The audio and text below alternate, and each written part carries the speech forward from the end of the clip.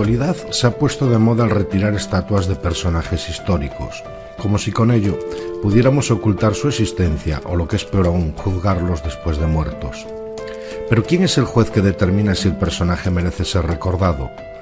Yo creo que todos merecen serlo, los héroes y los villanos, porque si recordamos y analizamos sus hechos, tenemos la oportunidad de no repetir sus errores y poder copiar sus aciertos. Estos últimos años, a los jueces sin carrera se les ha dado por comenzar una guerra contra los que descubrieron el Nuevo Mundo.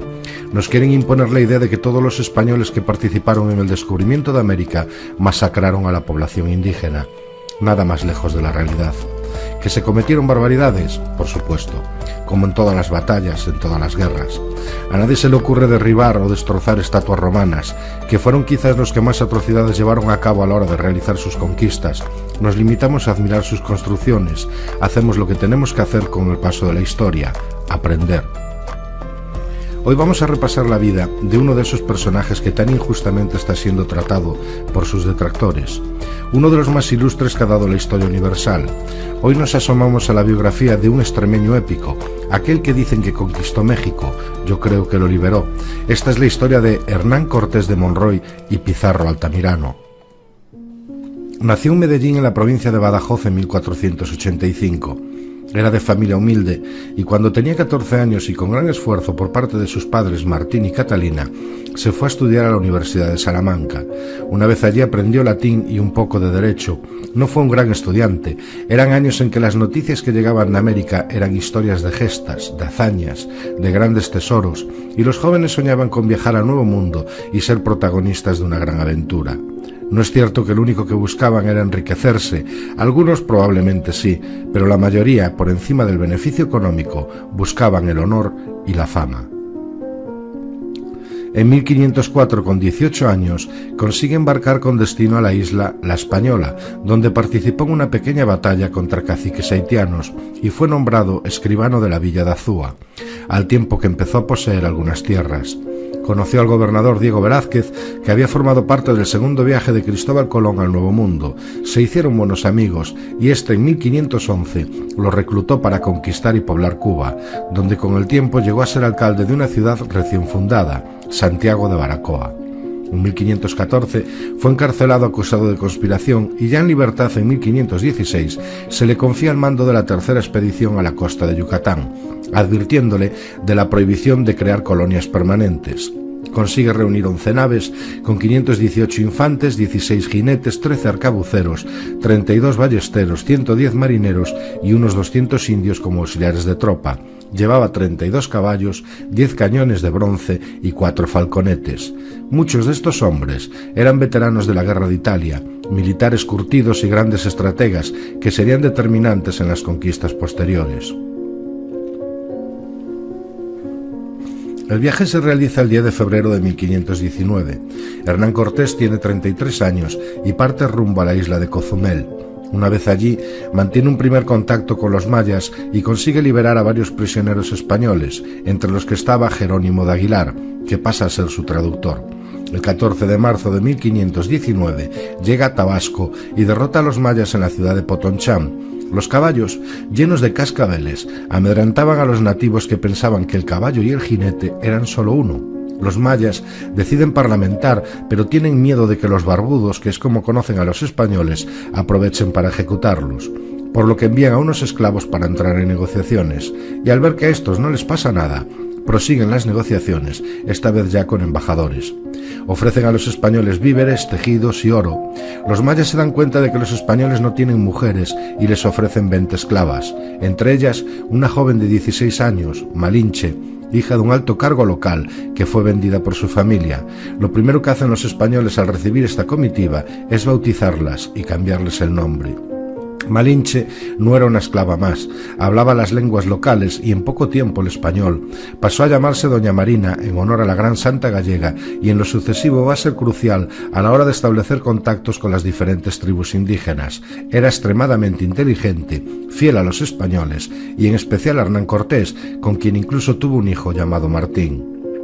Hoy se critica la utilización de las mujeres por parte de los españoles como esclavas. Sin embargo, no se hace lo mismo con el hecho de que ya fueran esclavas en su propio pueblo. La expedición continúa hacia San Juan de Ulúa, donde Hernán Cortés funda en contra de las órdenes de Diego Velázquez la ciudad de Villarrica de la Veracruz, primer asentamiento en América con costumbres españolas. Se creó un ayuntamiento y se repartieron los cargos. Fue nombrado comandante en jefe del ejército y por tanto ya no estaba bajo el vasallaje de Diego Velázquez y solo tendría que rendir cuentas al rey de España. Su primera orden fue inutilizar sus naves para evitar deserciones. Comenzó a entablar relaciones con los pobladores de la zona y así tuvo conocimiento de la existencia de un vasto imperio, el azteca. Se estima que estos controlaban una población de varios millones de indígenas, que además de pagar tributos, eran utilizados con continuos sacrificios humanos como ofrenda a los dioses. Los aztecas practicaban el canibalismo, abrían en canal a sus vasallos, les quitaban el corazón y se lo ofrecían a los dioses. El resto del cuerpo era arrojado por las escaleras del templo, donde aguardaban los nobles por orden jerárquico y los iban desmembrando.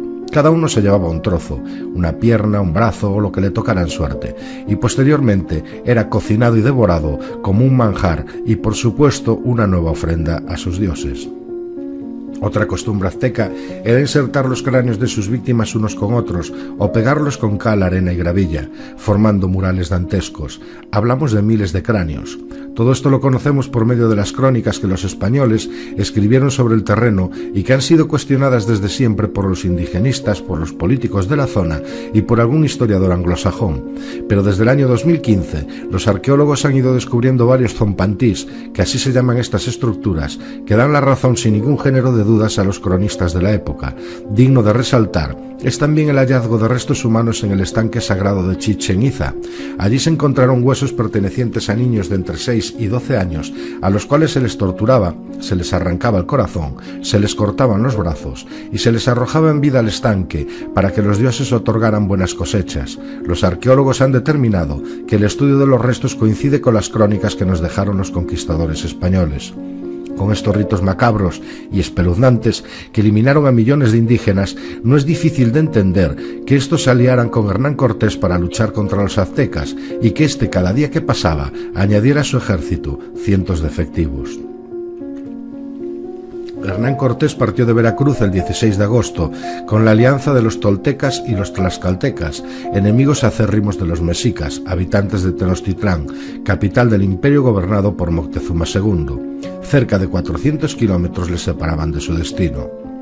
Cortés comunicaba a todos los pueblos que iba encontrando en su camino que era el súbdito de un poderoso rey, el emperador Carlos I de España y V de Alemania, así como el vocero de Dios, predicándoles la fe cristiana al tiempo que iba instalando cruces de madera en todos los lugares, advirtiéndoles de que tenían que servir al nuevo Dios verdadero y que una vez que lo hicieran, serían libres.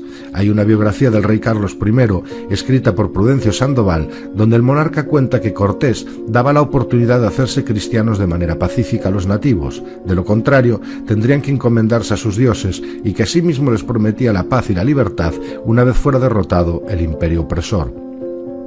Durante este viaje, al llegar al territorio del señorío de Tlaxcala, los españoles tuvieron varios enfrentamientos, aunque al final parlamentó la paz y los tlaxcaltecas se unieron a las tropas españolas. El 8 de noviembre de 1519, Hernán Cortés llega a Tenochtitlán y lo hace con 300 soldados españoles y 3.000 indígenas. La primera impresión fue descomunal. Los españoles divisaron la ciudad más impresionante que se habían encontrado en sus vidas, mucho más que Venecia, decían los soldados. La ciudad tenía unos 200.000 habitantes y la entrada estaba en una isla y se comunicaba con la costa por medio de calzadas y pasos levadizos. Tuvo que ser impresionante ver a los soldados españoles en formación militar de manera fastuosa, avanzando hacia el centro mientras iban apareciendo comitivas y piraguas que les rodeaban. Cortés fijó su vista al frente. Allí estaba el emperador Moctezuma II, el que para los aztecas no era una persona, era un dios. De hecho, cuando llegó a su altura, quiso darle un abrazo y fue retirado por 2 soldados aztecas. A un dios no se le puede tocar. Los españoles se comunicaron una vez más a través de la Malinche, algo que seguro molestó al emperador azteca.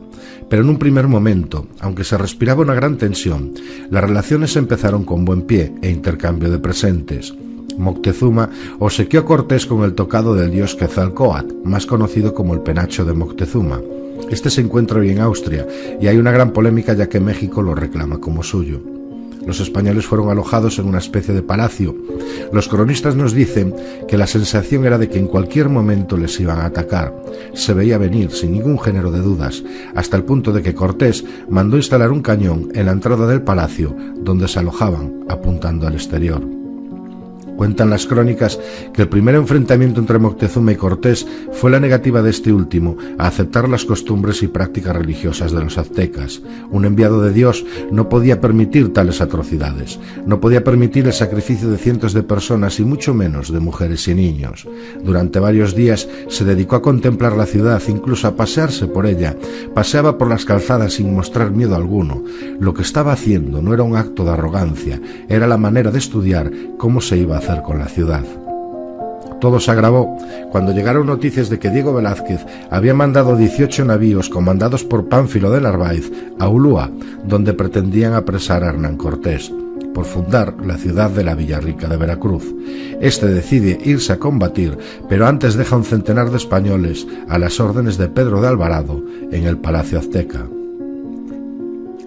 Cuando Cortés se encuentra cerca de Ulúa, divisa el lugar donde se encuentran las tropas de Narváez y decide atacar en inferioridad numérica. Una vez más, nuevamente sale a relucir la astucia como estratega de Cortés, y manda a sus hombres cubrirse de collares y brazaletes de oro de los que han ido consiguiendo hasta ahora. Los hombres de Narváez, que ya no estaban muy convencidos de por sí de esta contienda, se desmoralizan totalmente al ver las riquezas que portan sus paisanos y se rinden, pasando a formar parte del ejército vencedor. Narváez fue detenido y enviado de vuelta con unos pocos efectivos.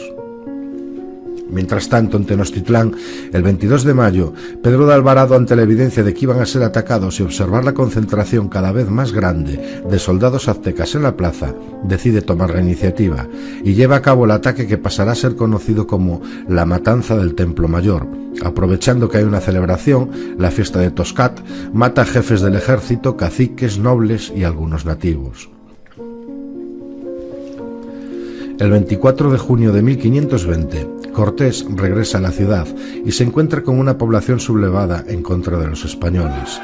Este habla con Moctezuma y acuerdan que el emperador salga a la palestra, hable con sus súbditos y estos den fin al levantamiento. Ocurre entonces uno de esos hechos históricos inesperado. Cuando sale y se dispone a tomar la palabra, se encuentra con que los que hasta ahora lo tenían como un dios lo reciben con el lanzamiento de alguna flecha y una ola de pedradas, fruto de las cuales Moctezuma II fallece en el acto, siendo su sucesor Cuitláhuac, que inicia un asedio contra los españoles encerrados en palacio. Pasaron 6 días y se acababan los víveres. No tenían agua.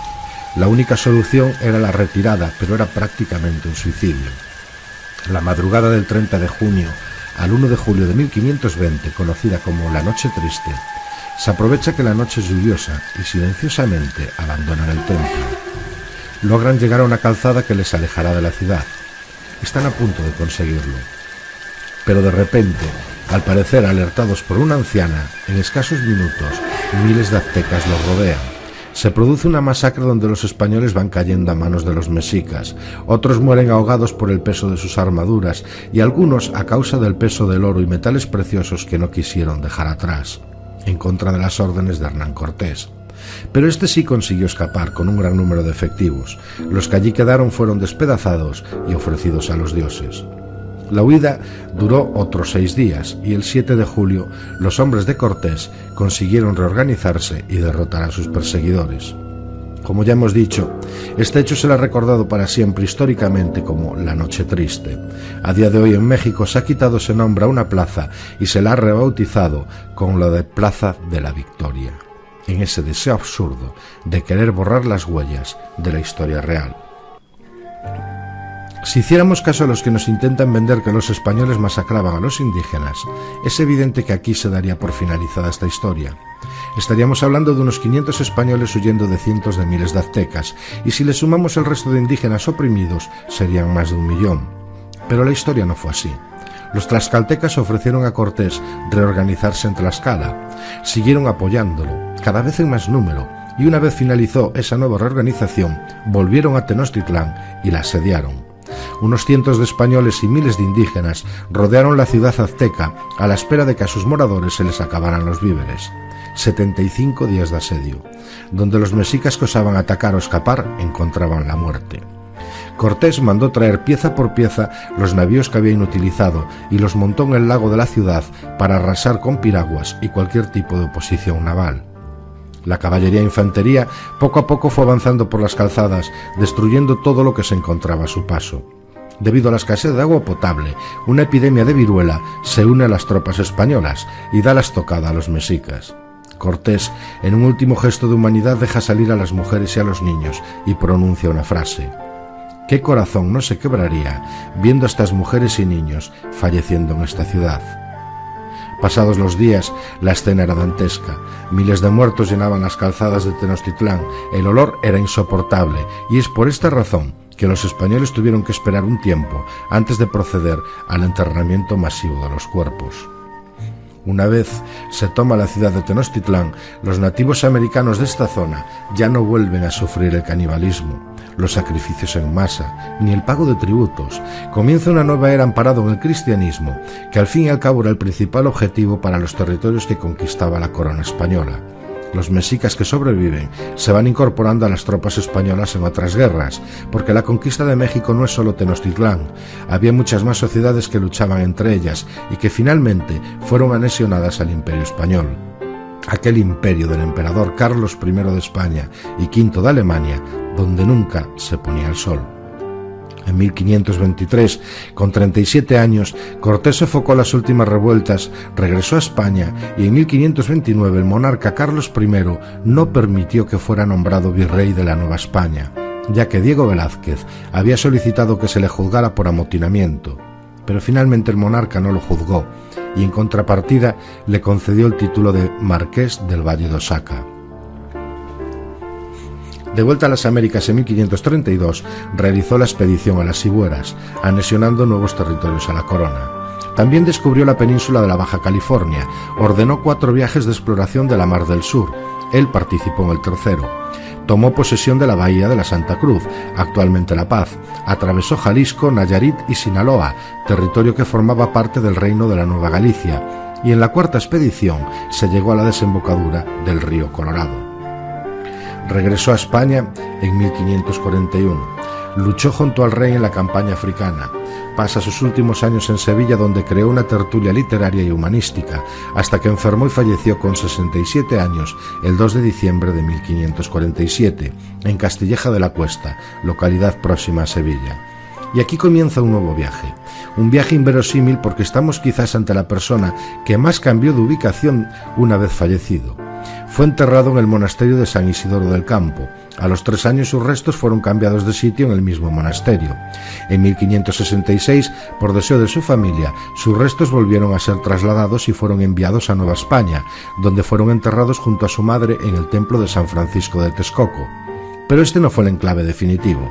En 1629 fallece el último descendiente de Cortés, Pedro Cortés, y es enterrado en el mismo lugar, por lo cual los restos del conquistador español se trasladan a la parte de atrás del retablo mayor del templo.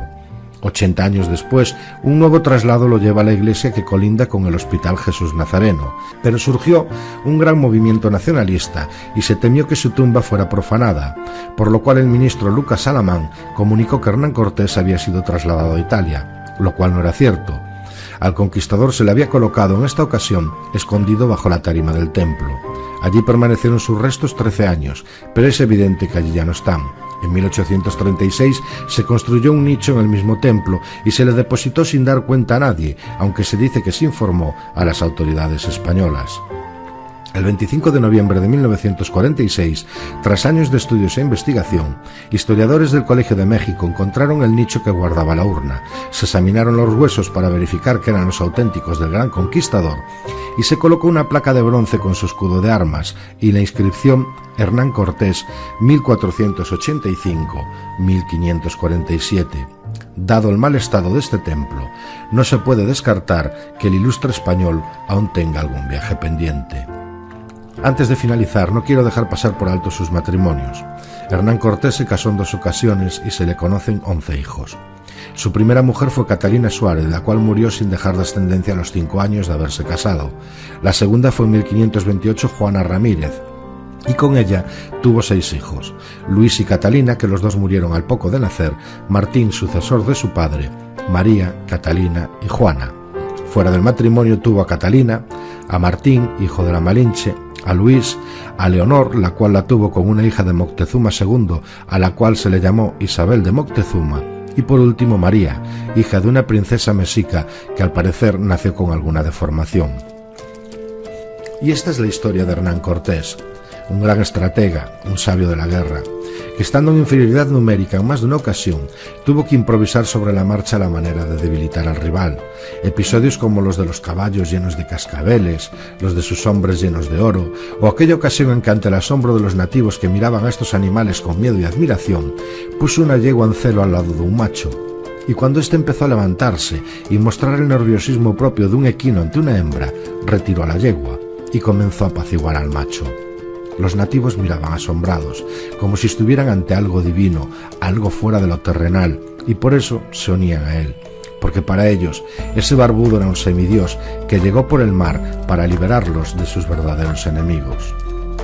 Grandes conquistadores como Gengis Khan, Alejandro Magno o el mismísimo Julio César son recordados históricamente por sus grandes conquistas, pero no se dice que una vez muertos, éstas desaparecieron por completo. La conquista de Hernán Cortés duró 300 años, años de progreso con el nivel más alto de toda América, en que fue gobernada por 63 españoles con el título de virrey. De hecho, México a día de hoy ha sido más tiempo territorio español que territorio independiente. Debido a la gran extensión del territorio, existían una gran cantidad de poblaciones indígenas y de idiomas y costumbres. España dejó como herencia a todos esos territorios conquistados una lengua universal, el español, una religión, la católica, universidades, hospitales, la imprenta, la rueda, el trigo, el cerdo, la vaca, los caballos, la música, la navegación y sobre todo la paz. Una paz que hasta la llegada de los conquistadores españoles los nativos no conocían. Una vez México consiguió su independencia, empezaron los enfrentamientos entre republicanos y monárquicos, golpes de estado, revueltas y guerras civiles, una invasión norteamericana, una invasión francesa, la revolución. No se puede decir precisamente que el fin del dominio español fuera precedido de un camino de rosas. Y finalizo ya con una frase de Alicia Mayer, investigadora y profesora de la Universidad Nacional Autónoma de México. No se debe pedir perdón por algo que sucedió hace 500 años, porque ni la España de hoy es la que era, ni tampoco México es lo que era. Lo importante es asumir la historia y no tener una conmiseración. Hernán Cortés no fue un héroe ni un villano, fue un hombre extraordinario.